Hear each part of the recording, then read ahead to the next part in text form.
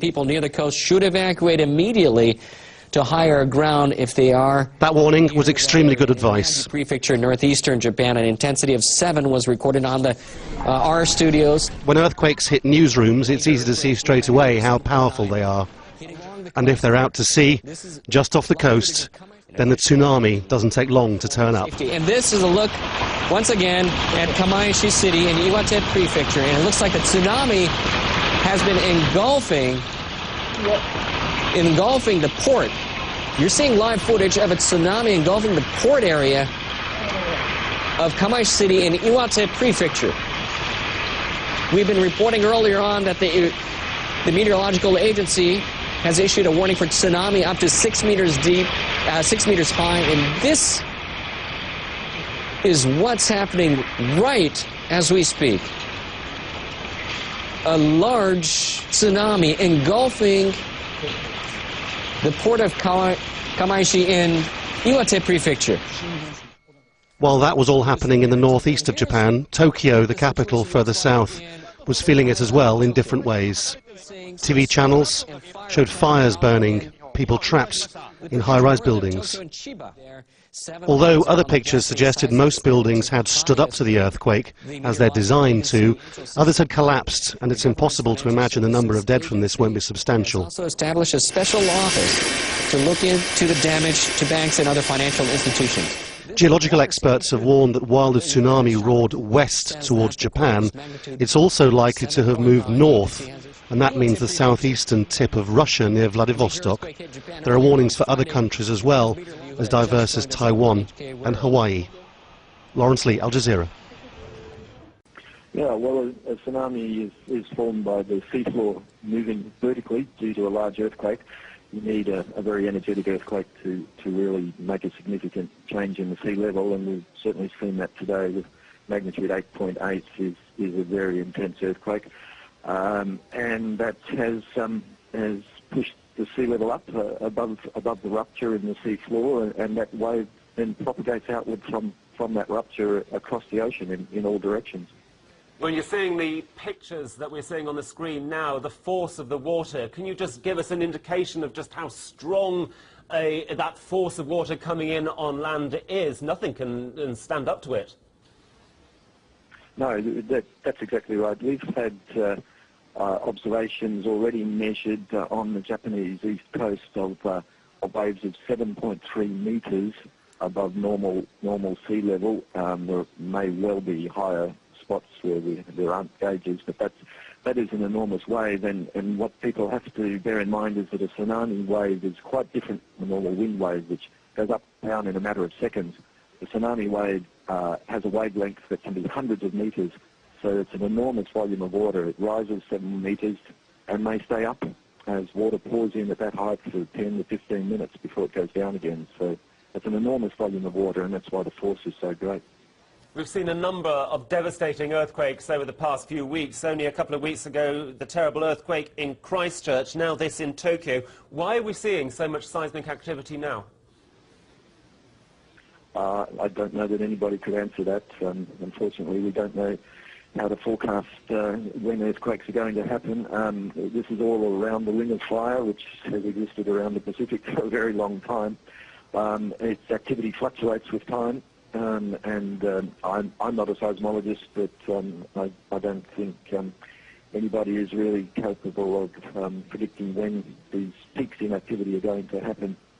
We just have to react as quickly as we can when it does happen. Well, Chris, you are from the Australian Tsunami Warning Centre. I'm just wondering just how much warning it is possible to give. What sort of timings do you have to tell people, you know what, a tsunami is on its way? Is it seconds? Is it minutes? What? Yeah, no, it's certainly not seconds. It's a sad fact that it does take some minutes for the earthquake signal to travel through the Earth's crust to reach the seismographs and for that information about the magnitude of an earthquake to be assessed. And that's usually around 5 to 10 minutes is what's needed to do that accurately.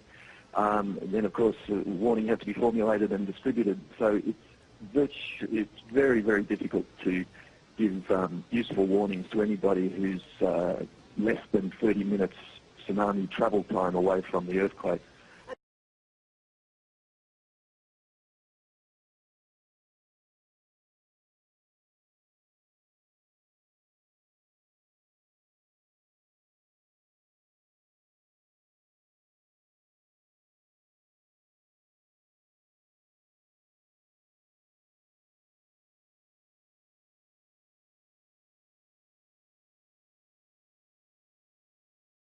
In northeastern Japan is being hit by a tsunami that's following an earthquake thought to have measured 8.9 on the Richter scale.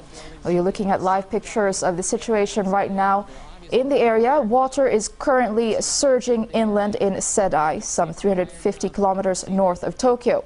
People are being evacuated to a higher ground. You can see some people coming up to the roofs there, and the waves are expected to reach up to 10 meters. There are considerable casualty numbers being reported and widespread damage in the country's northeast.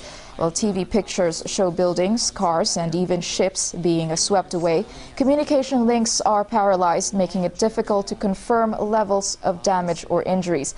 Well, Tokyo's Narita International Airport has also closed, and the quake's epicenter was located 130 kilometers off of Japan's Pacific coast.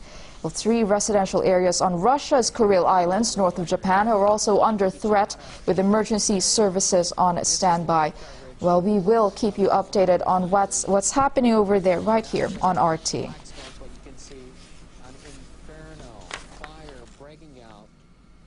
I want to bring in Dr. Lucy Jones. She's with the U.S. Geological Survey.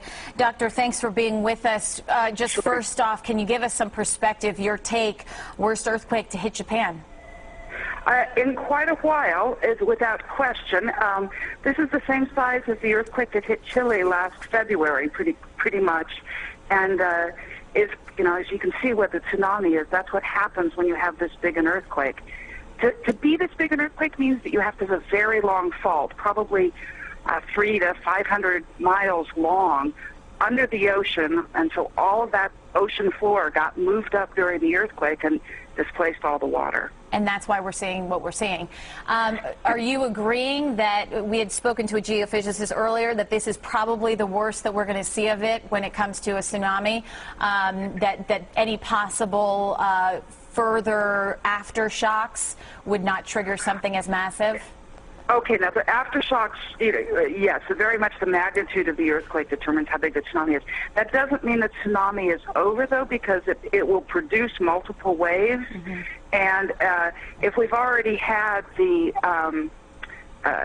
high tide, if this came in at high tide and the tide's going down now, the further waves will be smaller. But if this was at low tide, as the tide comes in, the next waves could be still be pretty bad.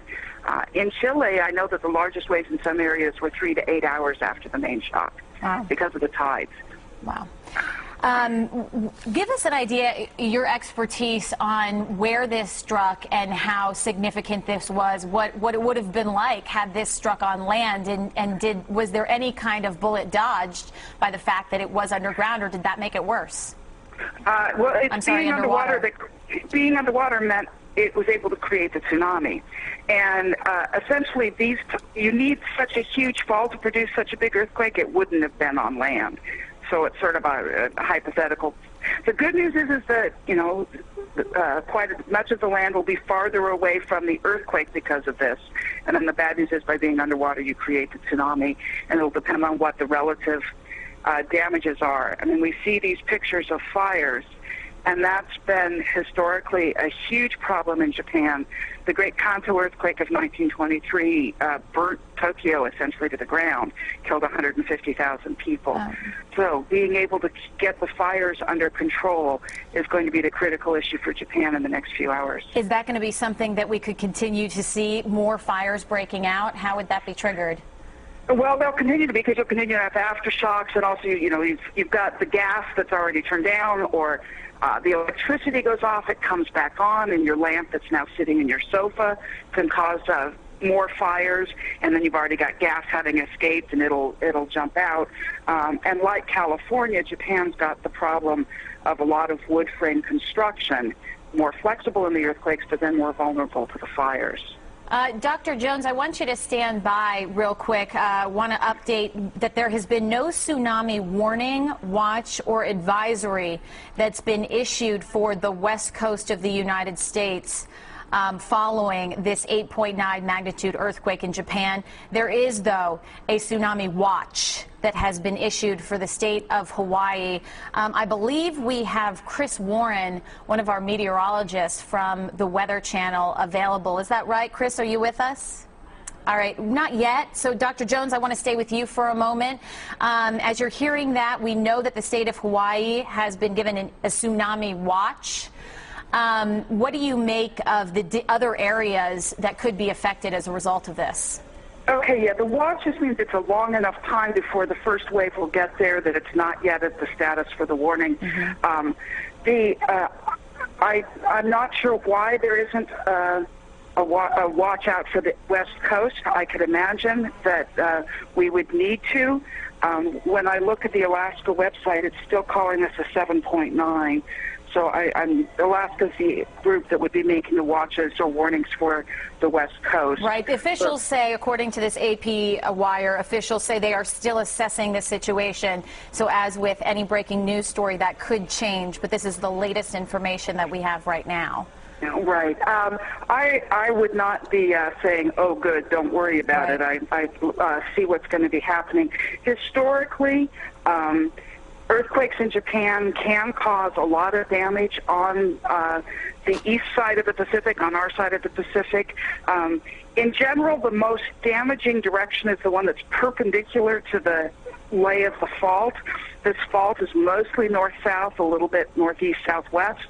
So you'd look towards mostly to the east, but a little bit to the south and east for the maximum damage. That puts Hawaii in a bad position.